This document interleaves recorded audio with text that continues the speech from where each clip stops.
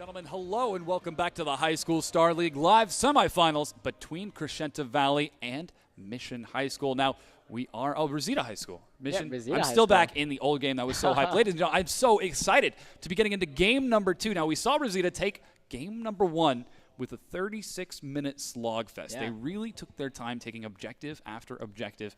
They played safe. And that allowed them to take the win. Now, we're in game number 2. We're about to go into Champion Select. What can Crescenta Valley do to try to turn them around?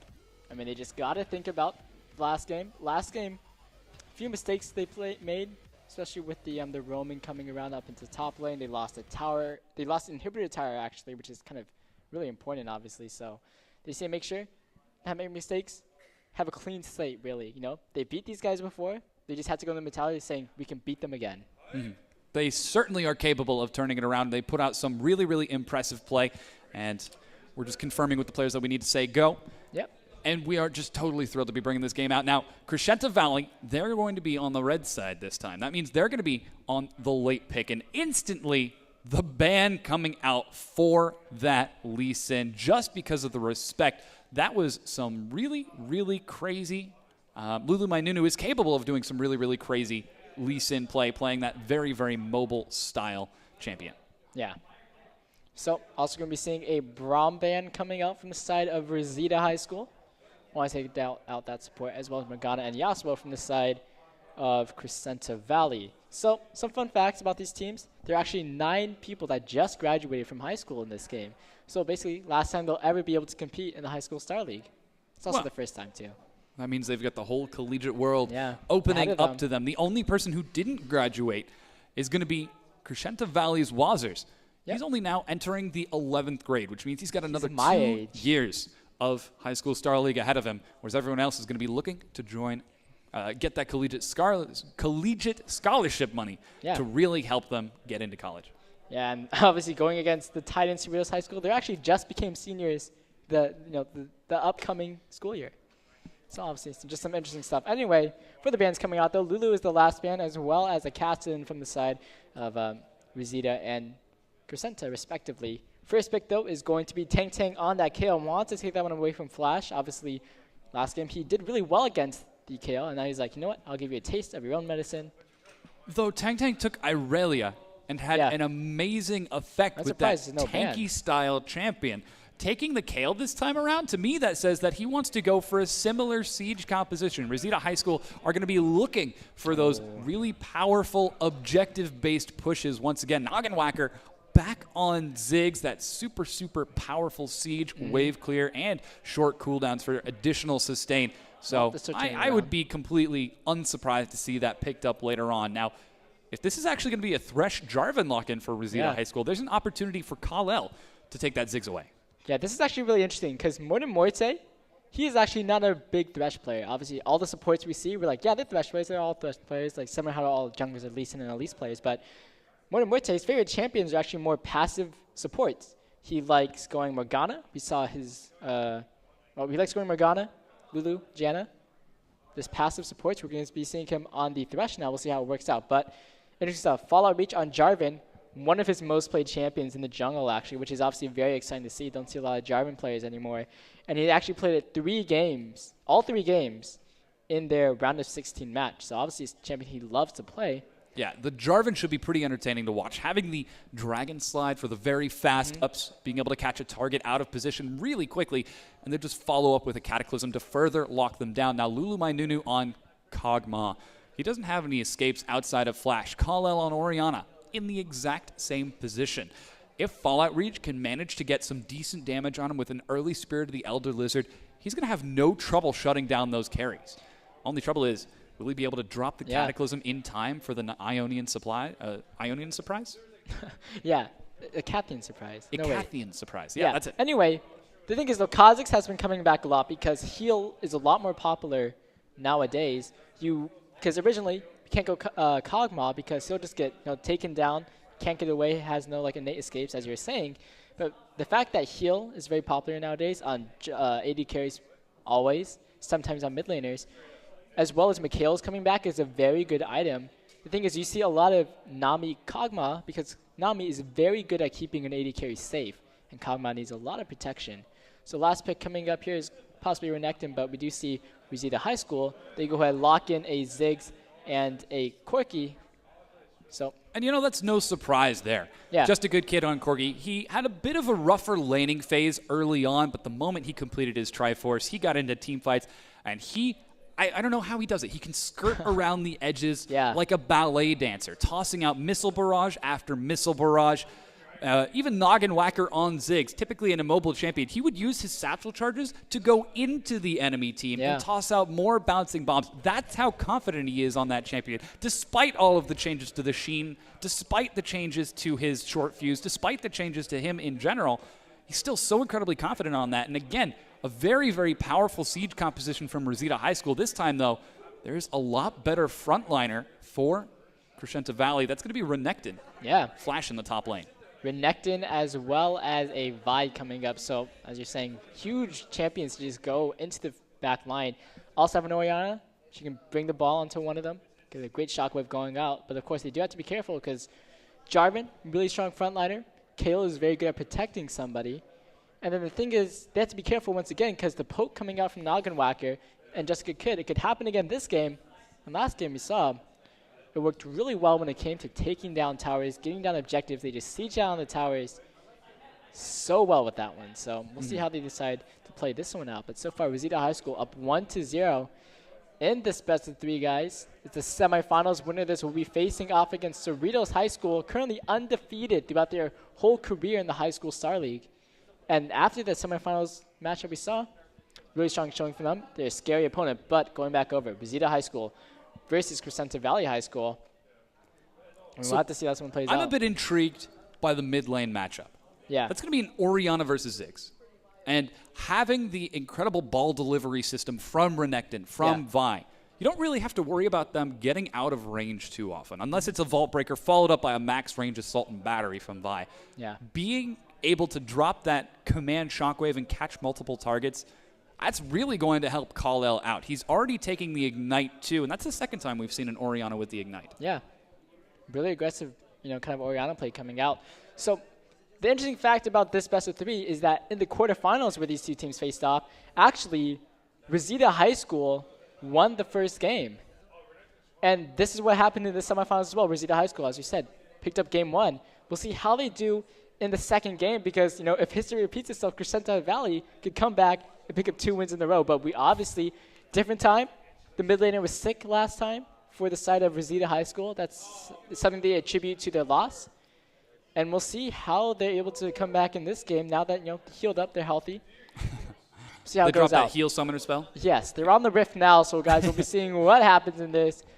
Ladies and gentlemen, this is the High School Star League between Reseda High School and Crescenta Valley High School. Again, the semifinals with game number 1 going to Reseda. This is game number 2. On the blue, we do have Reseda, and on the red trunks, we're going to see Crescenta Valley. Trunks. And there was a bit of a moment where we saw everybody from Reseda High School going for the early grouping, looking for the early invade, but I don't know that they had the early CC to make that happen. Sure, they've got the death sentence from Fresh, but there's really not that much follow-up outside of that. It's funny because last game, this is exactly the level 1 starts that happened. Reseda High School were the ones that were going for a line of scrimmage. Crescenta Valley actually went for a possible invade. Got spotted out by a ward, obviously, but, it's interesting because they kind of go just for the same thing.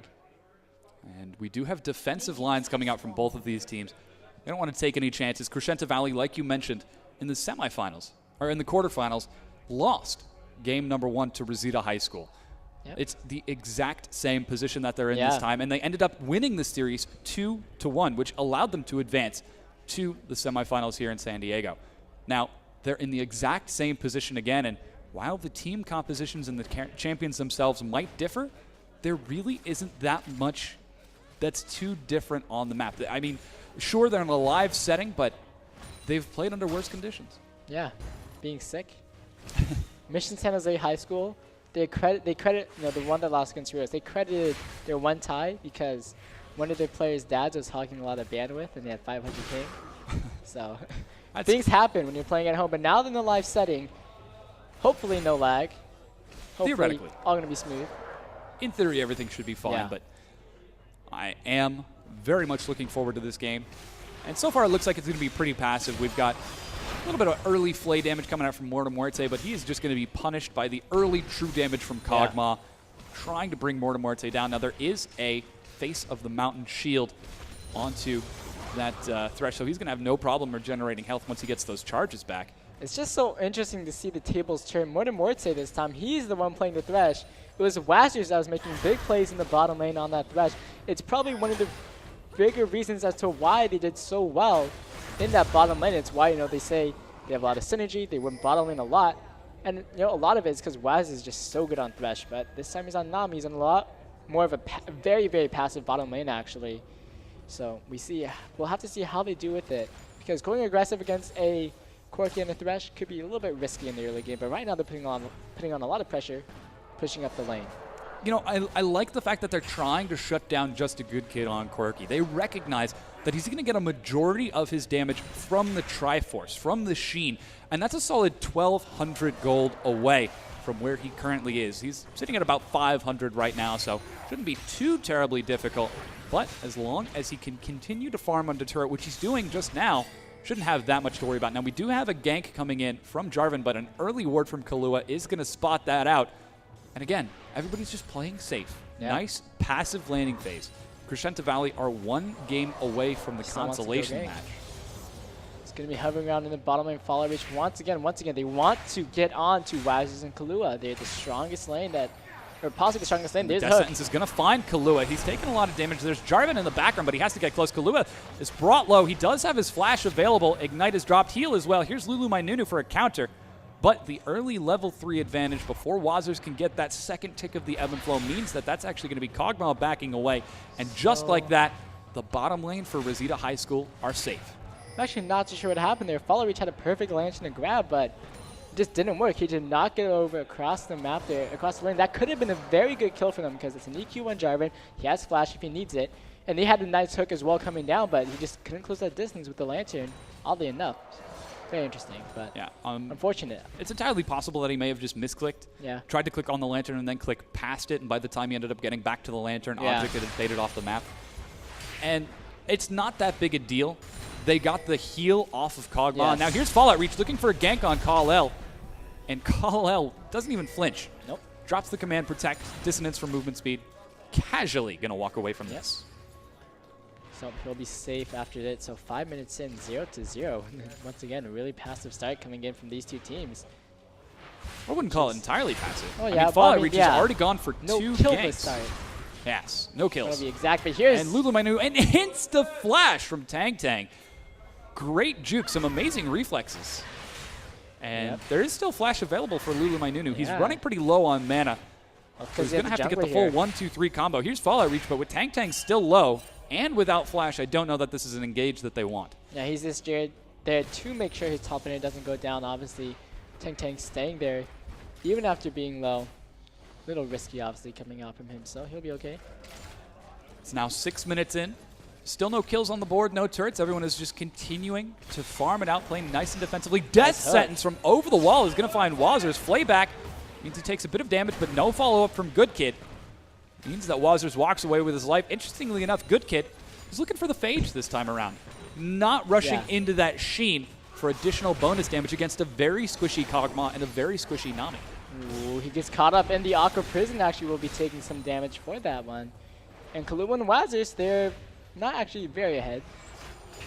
Actually, as I think about it, they're pushing very well though. They are putting some pressure in, but CS count is still basically even for these guys. What's really going to be helping out Crescenta Valley's bottom lane is the fact that there's a double Dorans on Kahlua. That's going to be 6% lifesteal on that Kog'Maw, in addition to the sustain from Wazers with that ebb and flow, which he is currently in maxing out. That means Kahlua, he's not going to have to leave that bottom lane for a very long time. He can just sit back, CS, farm it out, and yeah, it's going to be a little bit more difficult for him because he doesn't have the long sword or the ruby crystal for additional health. But without heal, he's going to be completely safe regardless. Yeah, with all the trading down bottom lane, we actually missed an altercation in the middle. Nagamaki got very low, had to bring flash and heal, but once again, they're just right back to trading in this bottom lane. But obviously, as we saw off camera, Kalel has been putting a lot of pressure onto Nagamaki, forced the flash and the heal off of him. So Kalel is looking pretty strong. Actually does not get that blue buff, unfortunately for him. He'll be okay. It's nothing too crazy. Yeah. Lulu My Nunu just taking a little bit too much early damage on that buff. And yeah, it is nice to have the blue buff on Orianna, especially when she's out of mana, but he's sitting at 63 CS, and he has not blue pilled for the past 6 minutes, sitting at 1,900 gold. Yeah. He's going to be able to buy a quick chalice. I don't know if he's actually going to be able to afford the Fiendish Codex, and yes, he indeed is. Lulu My Nunu looking for a gank in the bottom lane, going to be spotted out by a ward in the bush. I'm just going to recall instead. Again, we're 8 minutes in. It's dead even in gold, but here comes Fallout Reach. He could very well change this. He doesn't have Cataclysm just yet, but if he can manage to follow up onto Kahlua or Wazers. Morte looking for the hook, doesn't find it. Not going to really go for that gank there. Very unfortunate, obviously, because once again, Thresh, Corki, Jarvan, it's a very deadly combo. Certainly is. You've got the CC from Thresh with the Death Sentence, the Flay, and the box once he finally gets to level 6. You've got the additional damage from the Flay. Knock up from Jarvan, Cataclysm to continue to lock your target down, but again, hasn't happened. Now, I'd like to take a little bit of time to talk about the jungles for these games. Fallout Reach, he's taking a really slow time to clear his jungle. Sitting only at 29 CS, Lulu My Nunu has just hit level 6. And just like this, he's actually going to go for a roam in the mid lane to look for a gank. Now, that early Assault and Battery is really going to help him out. Yeah, he's going to be hanging around. Looks like has to put out the ward, though. Once again, a lot of ganks have been thwarted by wards, especially on Lulu My Nunu's side, really. Unfortunate for him, but obviously really good by Reseda High School, making sure their bases are secure. 9 minutes in, still killess, even though several ganks have been attempted, just haven't panned out. It's just smart play from these guys. They've got wards all over the map. They're not overextending. They're not pushing too terribly hard. It's really going to take some very impressive play to catch a target. And Lulu My Nunu, he actually might be able to catch Noggin Whacker now that this wave is pushing. We'll have to see. Vault Breaker goes down. Satchel Charge. He's going to go down. Assault and Batteries drop. Shockwave from the delivery system. Noggin Whacker with nowhere to go. He's going to drop First Blood, picked up by Kal-El. 9-minute First Blood coming in there. There's a great gank coming out from the side of Lulu My Nunu. Hits level 6, dashes in there, gets the Assault and Battery. They just follow up so easily on that one. Kal-El has the Shockwave. Just takes him down. It's a nice first split to start out. And it's going to be Reseda High School looking to get the first strike once again. Crescenta Valley. I mean, oh no, wait. Reseda High School on the blue side. So Crescenta Valley looking to just come back. That's the one. And now Crescenta Valley, they've got a 600 gold lead, almost all of that from First Blood, as it's generally even in CS across the map. The only big discrepancy is going to be from the shove from Tang Tang in that top lane, but that's just Kale. Dropping that Righteous Fury AoE plus the very fast Stinger means he's going to toss out auto attack after auto attack and just clear wave after wave. Now, interestingly enough, Flash, knowing he's going up against such a heavy wave clear champion, he's opting for defense. An early Negatron Cloak into Spectre's Cowl is going to give him sustain against Tang Tang, but without that Tiamat, he's actually going to have some difficulty clearing these waves. He's looking to be a pretty tanky Renekton right now, and it could be what his team needs. Of course, Renekton very innately tanky. And we are seeing a little bit more of a damage build on Lulu My Nunu with the Spirit of the Other Lizard. Actually, no, it's kind of a standard item to be fair. Generally standard. Yeah. But take a look at the timing that it's finished. 11 minutes in, he's done. But Fallout Reach, still rocking only the double longsword and wards. Lulu My Nunu is just ahead in gold. Well, it's obviously just because he got the first successful gank of the game to pick up a kill. So, I mean, just gives him a nice amount of gold. However, Fallout Reach, he's had some good attempts bottom lane. Unfortunately, it just haven't panned out, as we keep saying. It would have been a really good lane to gank, but the thing is, we haven't seen him in any other lane besides bottom lane, or at least we've mostly seen him in bottom lane. It's now 11 minutes into the game. Only a 400 gold lead in favor of Crescenta Valley, and that's in addition to the gold from that super fast First Blood. With double teleport in the top lane, Dragon is definitely an option for these guys, but they're just taking their time and focusing on securing dominance in their lane, securing their core items.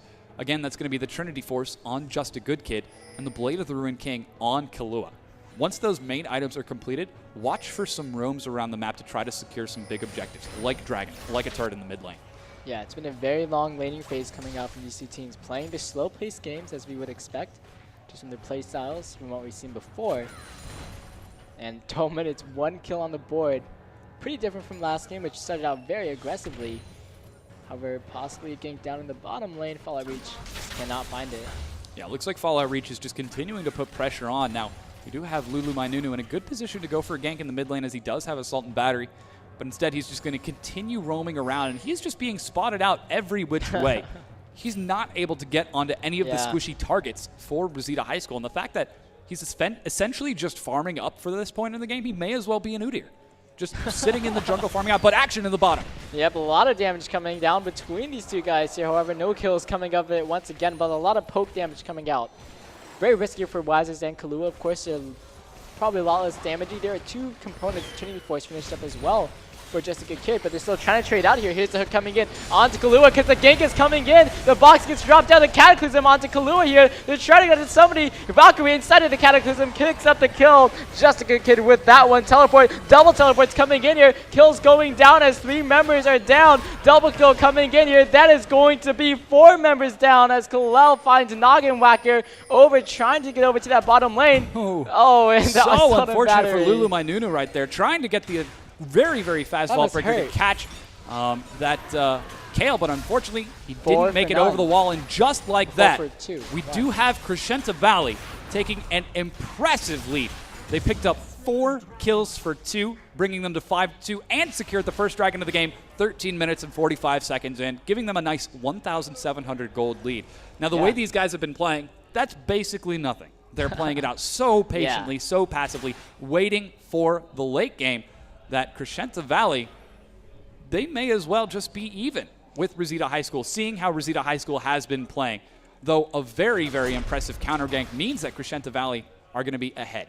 Yeah, a lot of these games have just kind of been a tug-of-war back and forth between the two teams, but going down to that bottom lane fight, good engage coming out from Jessica Kid and Modern Morte, and they just got followed up there because they had, well, no, they got followed up against there. Crescenta Valley High School, they had to teleport in from Flash first. Lulu Mainunu was also around the area to go for the counter gank, and because obviously Cataclysm was blown, Box was blown, they were easily able to get into there. And the thing is, Kalel was also roaming down to middle, and he actually followed Noggin Whacker, took him out in the river, which you can see on stream. A little bit of action going on in the top lane. Tank has got to be careful here. He gets caught by the Vault Breaker. He's going to take a lot, but the Divine Shield trying to keep him alive for now, but it is too short. Heal Beads is going to escape for now, but Slice and Dice, his Flash is getting into range, juking around, but he's going to be caught up by Lulu Mainunu. It's now 6-2 in favor of Crescenta Valley. And they're in a pretty convincing position to take an objective off of this. Now, Fallout Reach is on that side of the map, so he could look to defend the turret. But again, he's going to be up against a Renekton and a Vian. That's Flash rushing a Banshee's Veil to deal with Tang. And in that fight, Tang was just a little bit too far forward. They actually want to go for a dive. They're looking for the dive now. Fallout Reach with a big Cataclysm. It's juked by Flash, but he dashes right back in. Now, he's taking a lot of damage from the turret, and while that's going on, Fallout Reach is going to be juking around, trying to see if he can keep Flash in. And Lulu Mainunu cannot get the Vault Breaker just like that to disengage. Yeah, very risky play coming out from them. They're trying to go in, but nope. To go way back to the beginning, Tang just overextended. Lulu Mainunu came in for the gank, got a very easy kill on that because they have a lot of kill potential between Flash and Lulu Mainunu. Good CC as well. They pick up the kill, and now this is good because Flash, even though he lost the tower, he's able to pick up a kill. He's actually behind the CS. Finds Wazers. He's going to be pulled in. Wow. He's bursted down. He finally is going to drop. Now, Just a Good Kid caught by the reverse Kal-El, who comes in with the Shockwave. One last auto attack means it's a double kill on Kal-El with the roam to the bottom lane. Crescenta Valley are looking to take the second turret of the game and continue to increase their advantage. Yeah, Kalel just sneaks out of the brush right there. If you look on the map, there are no ward coverage. There's no ward coverage on the bottom side of the map for the side of Reseda High School. So Kalel is just able to waltz in behind the tower, picks up a double kill for himself. He's 4-0-2 now. And that is a lot of kills being built up on an Orianna who can do a lot of base damage. And that's a very, very scary thing indeed. Kal-El just showing us why he locked that Orianna in, as that is one of his comfort picks. Now Crescenta Valley, they don't look like they're going to be eliminated quite so easily. Yeah, Crescenta Valley is saying, hey, we beat you in quarterfinals. We want to have that happen again. So they're definitely playing a lot more strong this game, getting good movements around the map as we've been seeing. But middle lane, we're actually seeing a tower push coming in from the side of Noggin Whacker and Fallout Reach. Getting a lot of damage down onto the turret. Assault and Battery is going to find Noggin Whacker. He's brought low. Vault Breaker knocks him back in. Shockwave completely whiffs as Kal-El gets dived upon. by Fallout Reach, who's going to use a Dragon Slide to knock himself away. Intervention soaks a lot of the damage. Here's Flash looking for somebody. Fallout Reach finally going to fall to Lulu Mainunu while Flash engages into the back lines. He's trying to get on the Noggin Whacker. Is he going to dive the turret? No. Without any armor, he's going to walk away. This is a very scary 5-man push, though, from Crescenta Valley. They could look to take this turret. Yeah, Fallout Reach is down. They have to be very careful of the poke coming out from Ziggs and Corki, though. It'll be pretty difficult for them to actually siege onto the tower, even though they took down Fallout Reach, but looks like they may have to back out of it, actually. So a nice catch out onto Fallout Reach. He just had the means to just keep following him, and he didn't fall out of reach. I see what you did there. Yeah. That was actually pretty good. Yeah, I feel very proud of myself for that one.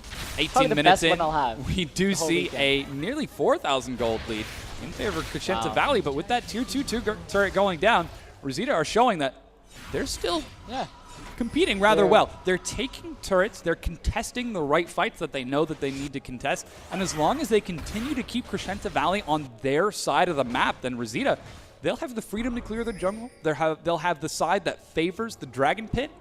All in all, I think Reseda are in a fantastic position to make a comeback. I mean, they've got Ziggs for the late game. They've got Kale for the late game. Heck, they've got Corki. Yes. If that's not late game, then I don't know what it is. Yes, so it's interesting to see because we're going to see now Reseda is behind Crescenta Valley. Hold on, Kahlua is actually getting engaged on here with some nice damage coming down, but nothing coming of it. Anyway, going really quickly, Reseda High School, last game, they were behind, they were ahead. Crescenta Valley, as we saw, put down a lot of pressure against them, put up a good fight. In this game, we're seeing the same thing coming up. These teams are very similar in terms of play styles and how they can react to situations. And Reseda High School, though, they have been pretty objective focused, so they're very smart. They have 2 towers. After they saw Crescenta Valley split up, go top and bottom lane, they said, hey, wait a second, now we outnumber them. We can push in for that middle tower. They pick it up. It was just a nice move from them. However, they're still behind in gold. Take a look at Reseda High School's control of the map right now. Yeah. They have complete and total control over the Dragon Pit, which is just about to spawn. The only wards for Crescenta Valley are defending their lanes, which this late into the game, 20 minutes in, aren't that vital for them. Yes, it's a good source of income, but really it's just a walkway to a turret and eventually the enemy nexus. Reseda High School, they're putting more emphasis on taking major objectives. Securing that mid tier 1 turret and the top tier 1 turret means Tang Tang and Noggin Whacker. The 2 solo laners can start roaming to help out Just a Good Kid and Mortem Muerte for some copious damage. Now, the Dragon has just respawned. Crescenta High School have got to get themselves in a better position to try to contest this, but Noggin Whacker and Just a Good Kid, they'll be able to burn this pretty quick. Yep. Both top laners on both teams have flash. Looks like we could be seeing a fight start to break out. We do have Death Sentence finding Lulu Mainunu, but he doesn't want to follow into that because that's the wrong person. Dragon actually leveling up there. It's going to help his damage just a bit. Looks like, let's see if RHS want to engage in the pit. That's in fact exactly what they want to do as Fallout Reach is trying to look for the Cataclysm. Really double teleport available in the top lane. Dragon's getting low. Tidal Wave is dropped. Fallout Reach can't get close enough, and here's the teleport coming in.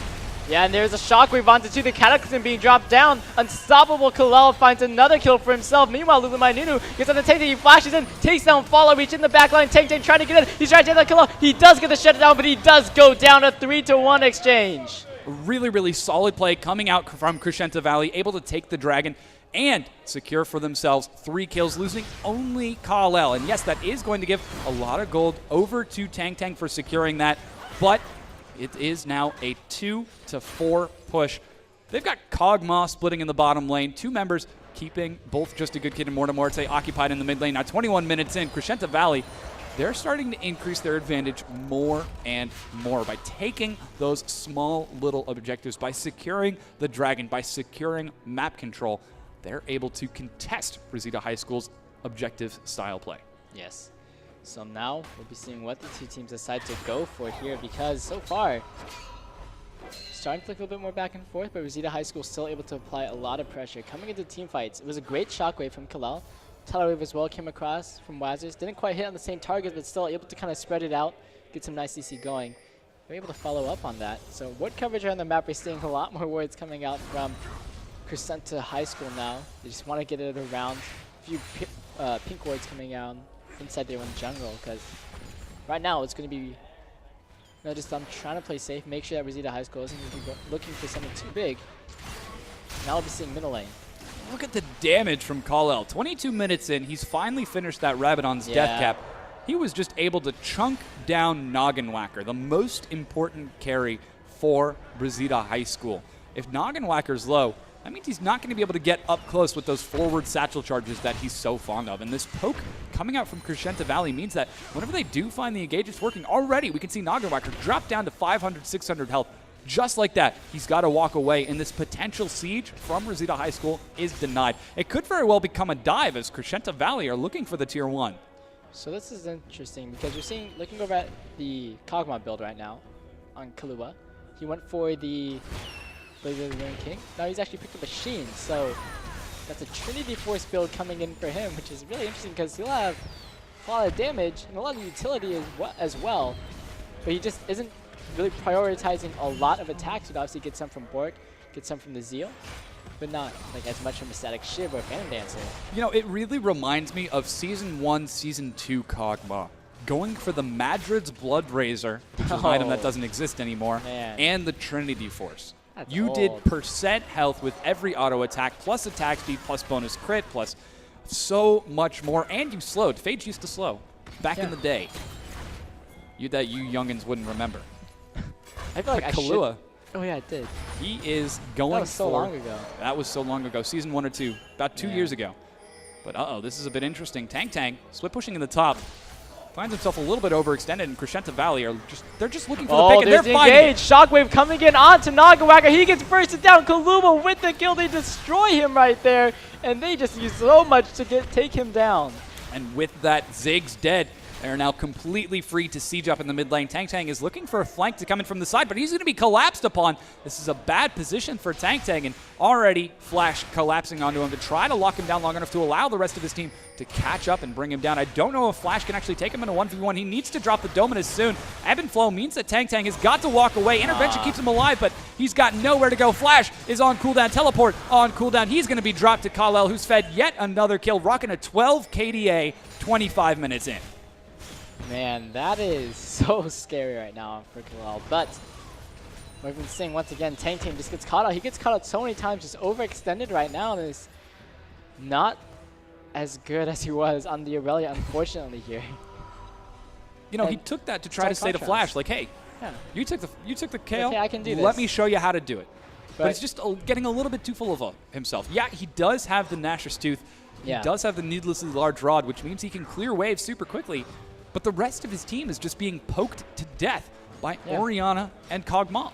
Well, once again, he's going. It's a kill going up against a lane bully, even more of a bully than Aurelia. You know, as you're saying, I was just talking about with Kevin. Where's the lane bully Renekton skin? It needs to be there. Because he is just. I mean, we're seeing it now. He is still CS behind, but he's still just able to force him out. He, holds Tang in, waiting for his team to come up to finish up the kill. And he's also a better KDA. You know, I really love his build right now. Flash, he's going for the Banshee's Veil, added a Warden's and a Giant's Belt. So he's going for that pure tank Renekton. His sole purpose is to soak the damage from Noggenwacker, Good Kid, and Tang. He's going to do everything he can to keep those carries occupied while we have the true damage from Kog'Maw, the absurd amount of magic damage, now with a Void Staff as well from Kal-El. If he can keep Reseda High School occupied while the rest of his team just sit out and deal that crazy damage, then that means that Flash will have served his purpose as a bruiser. It's smart from Crescenta. They realize, hey, Kal-El and Kahlua, they're 6-1-6 and 4-1-4. We don't need more damage. They have so much damage between the two already. So now they have Lulu My Nunu building some tank up, as well as Flash building tank up, and they realize, Orianna, Kog'Maw, not the most, mobile champions. Anyway. And the tidal wave drops out. Fallout Regan a bit of damage here, but he's just going to walk away immediately as the dragon respawns. And with that dragon slide on cooldown, that means he's going to have to flash to make it over the wall of the pit. Let's see if he's going to be able to get it. No, Mega Inferno Bomb is tossed, and it is going to absolutely miss. And Lulu My Nunu secures yet another dragon while Flash keeps Tang occupied in the top lane. Crescenta Valley are just taking step after step to bring themselves closer and closer to victory. They are currently being pressed by Tang in the top lane, and they're not able to push out too far in the mid and bottom lane, but they're up 10 kills. They're up 2 dragons, and they're up 8,000 gold. Yeah, and they're just so ahead right now. So it looks like we might be seeing finally a push onto that top lane. 3 members going up. They've taken down Tang before. This time they might be looking for a tower because last outer tower of the game for them to take down. But if ever there was a time for us to go to an ace match, this would be it. Oh, there you go. Take it. Crescenta Valley, they don't even care. The completed Random Omen on Lulu My Nunu, in addition to the shield from that Vi ability, it is just no problem. You can take the damage. Yeah. It's Vi. She does what she wants. And he's just building straight up tanky as well. Kahlua, not too certain if he can tank all that. Looks like he'll be okay. He has the lifesteal, of course, for himself. Trinity Force is finished up, so he's dealing tons of damage. So this tower will be falling low. Flash wants to go in. Here's a tower wave, and Lulu My Nunu gets in. Fallout Reach taking quite a bit. Intervention keeps him alive as Noggin Whacker uses the satchel charge to make it over the wall. Tank takes his down. Shockwave on the Noggin Whacker with the snipe. Means he's gone. Wow. I don't even think it was a snipe. That was like an IED. He absolutely destroyed him. He used the bomb against Ziggs. And just like that, with Ziggs dead again, the siege continues as Crescenta Valley, they are confident enough to start pressuring forward. And with that, they're going to take the first inhibitor turret. Kahlua caught in the death sentence, but with no follow-up, he's just going to walk away from that. He's got Blade of the Ruined King for sustain. Tank still has the intervention on cooldown, so there's nothing to keep anyone from RHS alive. Another death sentence pulls him in. Flay is dropped. The box gets dropped as well, but Kahlua is still standing. He's able to regenerate quite a bit. Ignite is sticking down. Cataclysm is dropped. Everything is dropped to try to kill Kahlua. He finally goes down, but so much damage has been dealt by him that Mortem Muerte is forced to disengage. Not only is Tank dead, but so too is Fallout Reach. And while Noggin Whacker has respawned, it's still a 3 versus 4. Yeah, and that was just too much damage coming up. Killel finds another kill for himself. Catches onto Mortem Muerte and takes him down yet again. 9-1-7. He is playing out of his mind right now. Did I say 3v4? That's a 2v4 right now. It was Noggin Whacker and Good Kid, the people who single-handedly closed out game number 1 against Crescenta Valley, are going to be the only survivors this time around on the opposite end of the map. That's not the sort of position that you want to find yourself. There is 11,000 gold on the side, and we're in the lead of Crescenta Valley High School right now. Reseda High School just put in such a different position from the last game, and it's just Crescenta High School. Once again, they're just saying, hey, we want this victory. We beat you before. We can beat you again. And with this game, I mean, it's looking pretty much like Crescenta Valley's game. Of course, Reseda High School. Yeah, Reseda High School are definitely capable of taking a comeback. Like I mentioned earlier, they have an excellent late-game team composition. Kale, capable of just shredding the armor and MR of Lulu My Nunu and Flash to absolute pieces, which is going to allow Noggin Whacker and Just a Good Kid to burst them down. Trouble is, they're behind an entire item tier. That's going to be only the Trinity Force Blade of the Ruined King on Just a Good Kid, compared to the Trinity Force Blade of the Ruined King, and soon to be Last Whisper on Kahlua. Even in the mid lane, Kal-El rocking out with that super fast Void Staff and an additional needlessly large rod to only the Athens Rabadons on Noggin Whacker. They need to stall this game out, try to catch up in Global Gold in order to really try to contest Crescenta Valley. But I don't think Crescenta Valley is going to give them the time. Yeah, they are really looking for the push now, getting in onto the bottom lane, looking for this inhibitor here. Top lane and middle lane are starting to push in very nicely. See what they have to go with it. So there's some really respectable wave clear coming out from Reseda High School. They've got Ziggs, they've got Quirky, but the other thing that they don't have is time. Crescenta Valley has super minions pulling in. Again, Lulu My Nunu gets caught out, but Tidal Wave is dropped as well. Assault and Battery going to be dropped onto Just a Good Kid, who uses the Valkyrie to escape. Shockwave looking for Fallout Reach, but Intervention keeps him alive. Unfortunately, that does mean the unprotected carries are going to go down as Fallout Reach gets too far forward. He is dropped. Kal-El and Kahlua looking for the assassination as Flash is in the front line. They did lose their Vi and their Nami, but it is not going to be enough, and it is now 3 for 2 as RHS, they turn it around. Yeah, there's a double kill coming in here for Just a Good Kid, but that was just really good positioning. But right now their base is actually going down to minions. Kal-El is still alive, trying to put down some pressure here, but he's going to have to be very careful. He's very low with Kahlua in the back line. So what happened in that fight was that it was a really close fight coming in here. Obviously, Crescenta trying to go for a tower dive, very risky coming out from them. And it did not pay out too well. Of course, minions did push out a Nexus tower, which is obviously nice, but they did lose quite a few members of their team for it. The thing is, it was a really nice Mega Inferno bump onto the back line, as well as Cataclysm, just kept everyone contained. And just Noggin Whacker pretty much landed it on the entire back line, and it did a very nice amount of damage. Even though he's 0-5, able to output it a nice amount of damage. Took Kahlua and Kal-El out of the fight after that, just because they were too low to keep going in. Fallout Reach as well did a good job of getting into the back line. took some people down as well. Some really, really solid stuff from Fallout Reach. And Tang with the immediate intervention. He sees the damage coming out onto Fallout Reach, drops the intervention to keep him alive because he knows Fallout Reach, if anyone is going to get onto the back line for Crescenta Valley, it's going to be Fallout Reach. Kale, she's got to fly over there. Not exactly the fastest method of travel. Can't flap her wings that fast. Morta Muerte. Does Etherwing Kale flap her wings? Yeah. Well, I don't know. I think they're just kind of jetpacks. You know, flying not the fastest way. It reminds me of how I got my flight delayed by 2 hours. Apparently, flying is not the way to travel from point A to point B. But it doesn't matter when you've got a Jarvan. He doesn't fly. He soars like an eagle. Yeah. Across the sky. And when he goes for the Cataclysm. Yeah, he leaps and goes, boom. It's really, really impressive stuff from Reseda High School. Again, they're down 11,000 gold 33 minutes into the game, but they're still able to keep up with Crescenta Valley. Crescenta Valley needed to take that inhibitor turret to try to close out the game, but the fact that they weren't able to do that puts them in a little bit more of a back foot sort of responding position. It's like, all right, well, we siege despite being ahead, and that didn't work. What can we do next? Yeah, well, they just have to be very careful with this one. So Baron is up. Very good objective for them they can take down. Being 12 kills ahead, being the amount of gold they are ahead, 12,000.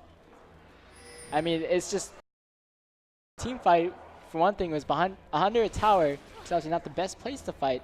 So they still have a huge buffer for them. Even if they make mistakes, they can definitely make it up later into the game. But, whoa, Tang is actually pushing down bottom lane right now. Flash is there to ward him out. Flash not going to be flashing over there.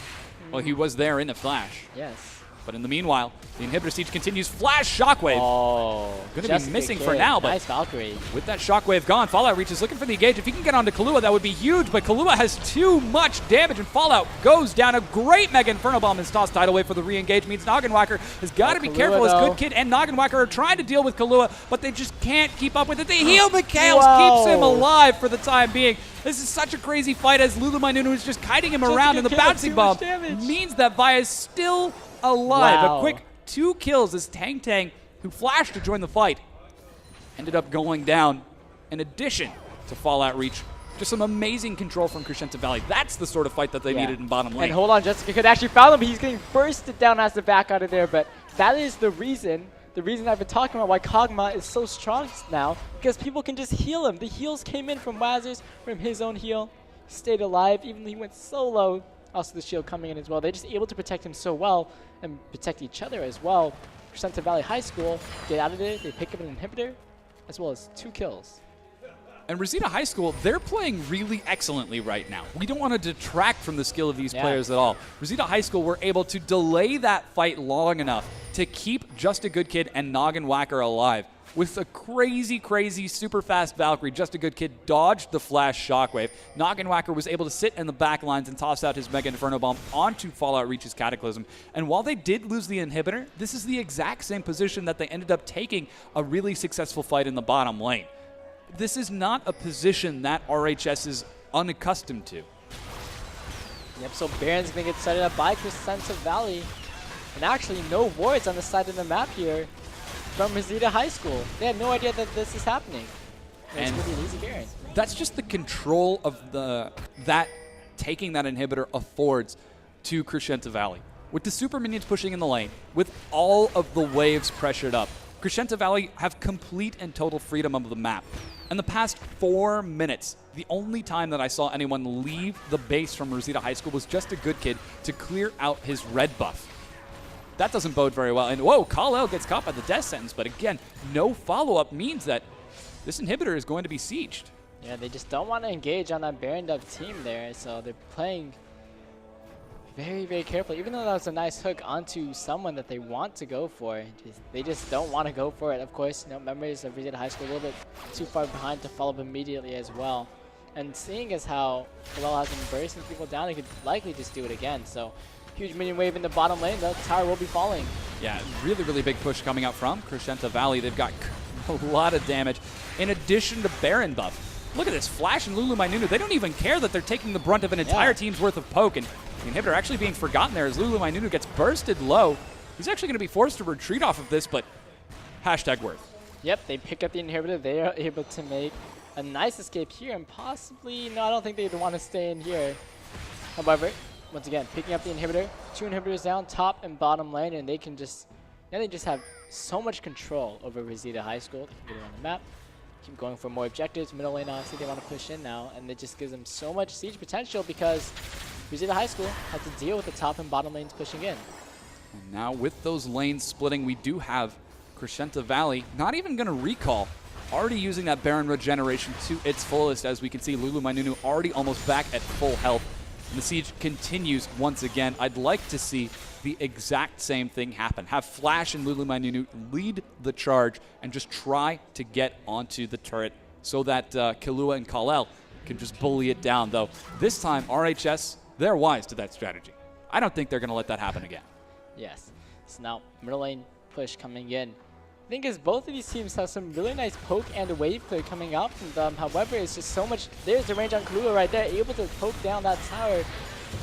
Piece by piece right looking for the engage. Fallout Reach not quite tanky enough to soak that poke. And I'm actually really impressed with Killua landing those incredible bio barrages. He's really doing a great job of bullying Fallout Reach away. The fact that he's built armor against that magic-based damage means that he can't really take that much poke from Kal-El and Killua. And with him not there, there's no way that RHS can contest this inhibitor. Yep, so we're going to be seeing the inhibitor going down 2 inhibitors down. Top lane is actually up right now. They may make their way over to that one, but Crescenta Valley just making the jaws closer and closer to chopping down on Reseda High School. Now they do still have the Baron buff. A single Nexus turret is standing. It's now or never for RHS. They have to engage with the inhibitor turret still standing. Killua goes deep on the tank. He's able to bring him low. Intervention is burned. Lulu Mainunu tanking the turret hits, and Killua way too far forward. He's taking a lot of damage. He's actually being leapt upon by Fallout Reach as well. No one has died just yet, but Killua might be the first. He's actually able to bring Fallout Reach down. Killua double healed.